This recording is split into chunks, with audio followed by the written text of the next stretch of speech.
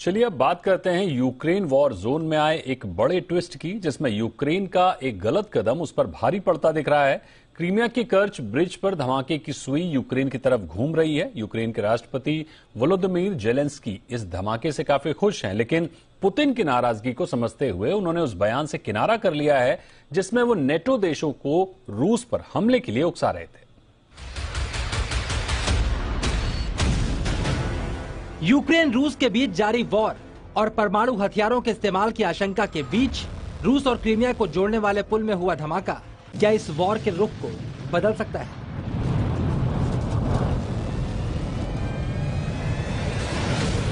क्या पुतिन इस धमाके के बाद मिले मौके का इस्तेमाल यूक्रेन में बड़े धमाके के लिए करने वाले हैं? क्या यूक्रेन के लिए कयामत वाला दिन वाकई बहुत नजदीक है?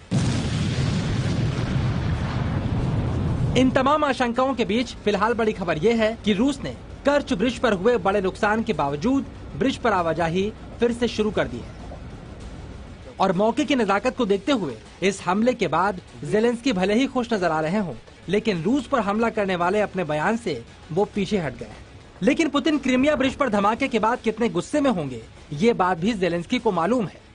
जेलेंस्की ये भी जानते हैं कि गुस्से में पुतिन क्या क्या कर सकते हैं और किस तरह से कर सकते हैं, क्योंकि पुतिन खुद धमकी दे चुके हैं रूस के इलाकों पर हमला करने वालों को कयामत का दिन याद दिला दें। और कर्च ब्रिज पर धमाके के बाद पुतिन को कयामत का दिन याद दिलाने का मौका भी मिल गया है।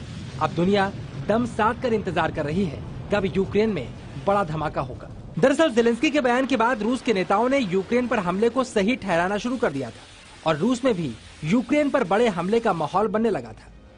फिलहाल डोनबास में रूस और यूक्रेन के बीच भीषण जंग जारी है। कुछ इलाकों में यूक्रेन को फायदा भी मिला है, जिसके बाद इस बात की आशंका भी बढ़ गई है कि अमेरिका के हथियारों और इंटेलिजेंस की मदद से रूस के लिए मुसीबत बन रहे यूक्रेन को रोकने के लिए रूस कोई बड़ा धमाका कर सकता है। और कर्च ब्रिज पर हमले के बाद फिलहाल रूस की चुप्पी तूफान से पहले की शांति नजर आ रही है। ब्यूरो रिपोर्ट, जी मीडिया।